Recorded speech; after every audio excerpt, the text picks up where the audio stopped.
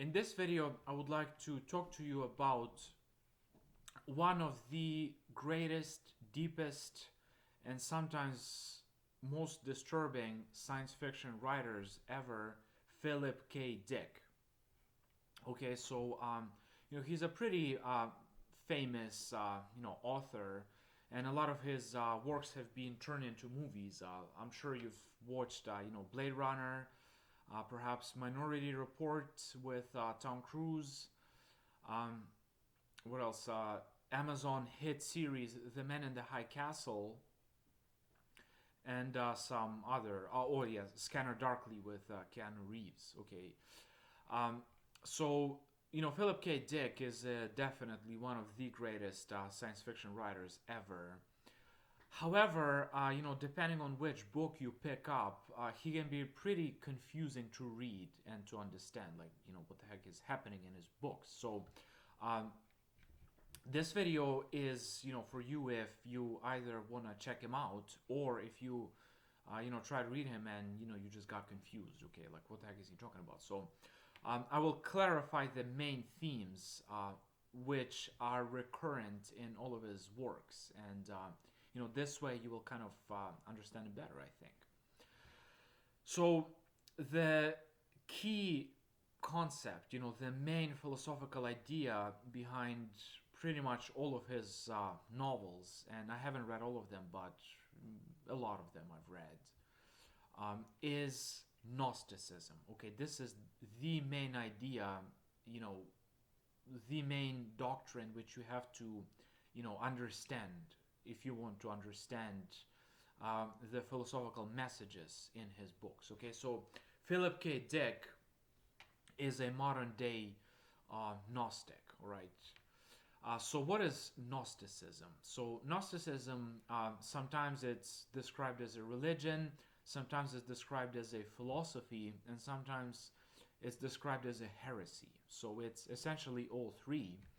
But I will talk about it as a religion, okay? Because it's in a it's a teaching which came up in the Christian context, okay? So Gnostic version of Christianity. All right. So essentially, um,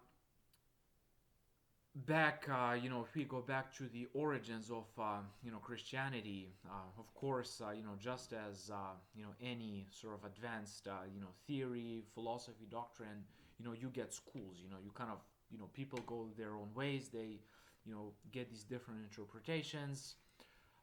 So this happened with Christianity too. So essentially, there was this mainstream Christianity, which I'm pretty sure you're to some extent familiar with, and I'm sure, pretty much all of you watching it, perhaps are Catholics or Protestants or, Eastern Orthodox Christians. You must be familiar with sort of fundamental concepts of sort of, these Orthodox teachings. So they essentially say that you have to be good to your neighbor. You have to worship God in certain ways. There are sacraments, such as Eucharist. um, like essentially it's an action oriented doctrine. Okay, and by the way, I'm not getting into all the details, and I'm not a theologian. Okay, so some of you might be really hardcore sort of practitioners of your religion, and I totally respect that. But approximately, just generally speaking, you can say that sort of these main branches of Christianity, Catholicism, Protestantism, much later, and um, Eastern Orthodox Christianity are to some extent action oriented. Okay, it's about being a good guy and being good towards others. Okay, and it comes with a whole bunch of ethical precepts, with a whole bunch of ethical commandments. Like don't desire thy neighbor's wife, don't kill, these ethicals. So if you violate those ethical laws, if you do those bad actions which go against them, that's when you kind of get in trouble. There will be judgment, and you may not like what, the verdict you get on the judgment day. So, and Gnostics, and like I said, Philip K Dick is a Gnostic.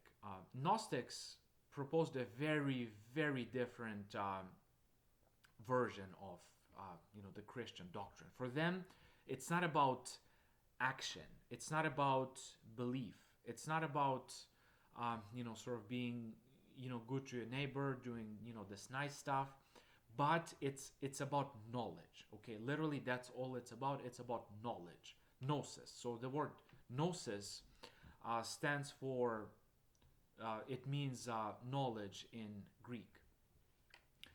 Um, so the whole kind of point of your life, as a Christian, if you're a Gnostic, is to get that secret knowledge. All right. So what's going to happen once you get that secret knowledge? You see, for Gnostics, the world is very, very different from um, mainstream Christians. They have a totally different creation story. Okay, they don't have this, good God who, created the world in 6 days and then rested on the seventh, and sort of, this story.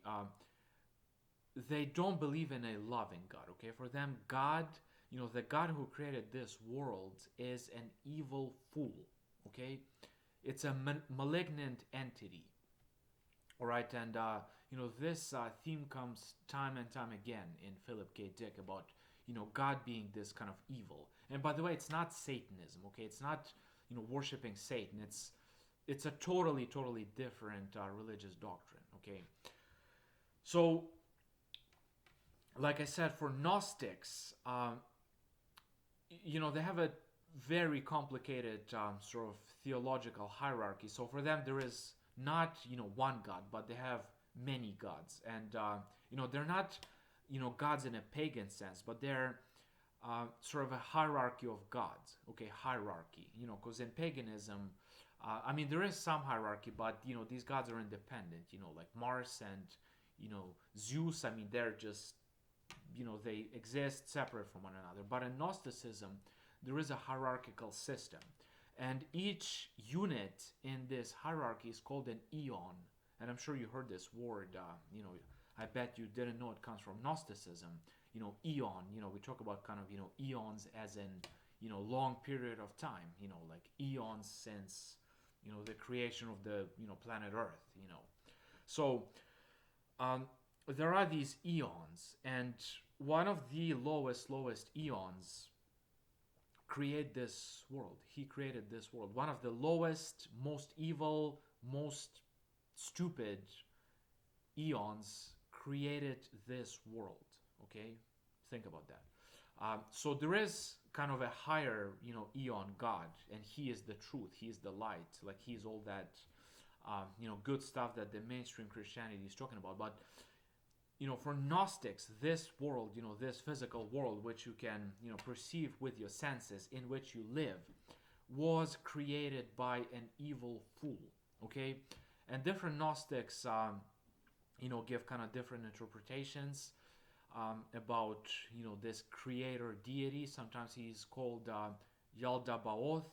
Sometimes he's called Yahweh, the Old Testament God. That they Gnostics sometimes say that that's literally him. He's Abraxas, this other version, and So essentially, this world was made by an evil God, and that's why we suffer so much. Okay, that's why our lives are so hard. And for instance, one of the greatest novels written by Philip K. Dick, it's called Valis. Okay, it's about like essentially this man who loses a lot.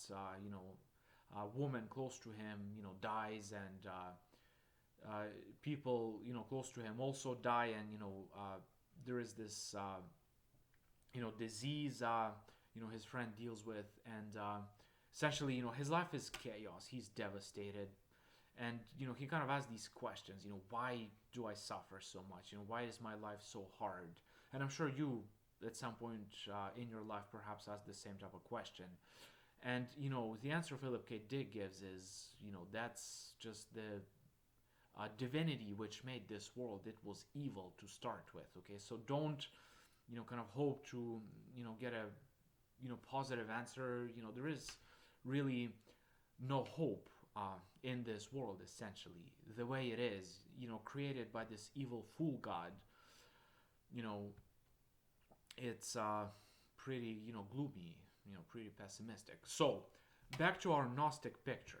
This would be pretty devastating if that was all there is to it. This world created by an evil fool, which sucks, and there's nothing you can do about it. That would be pretty bad. However, there is good news. The higher Eon God, like we mentioned, the good God, the higher up God, he saw what happened. Okay, he saw this disaster which our world is. He saw these people suffering. He kind of saw sort of how what a mess this world is. And so he, because he was all loving, the true God is all loving, not the evil fool who created this world, but the higher Eon God. He saw this and he was devastated by what he saw. Okay, and he wanted to fix it. How did he fix it? Well, by sending us a messenger who could free us from this world and give us a chance to join with the true God, with the higher Eon God. And that is Jesus Christ for Gnostics. Okay, essentially Jesus is here to save us from this miserable world which was created by an evil fool. And Jesus was sent down to us to give us gnosis, which would kind of reignite this higher Eon spark which all of us have. All right, so very different from mainstream Christianity. And this essentially Gnostic teaching is at the core of all of Philp K Dick's novels.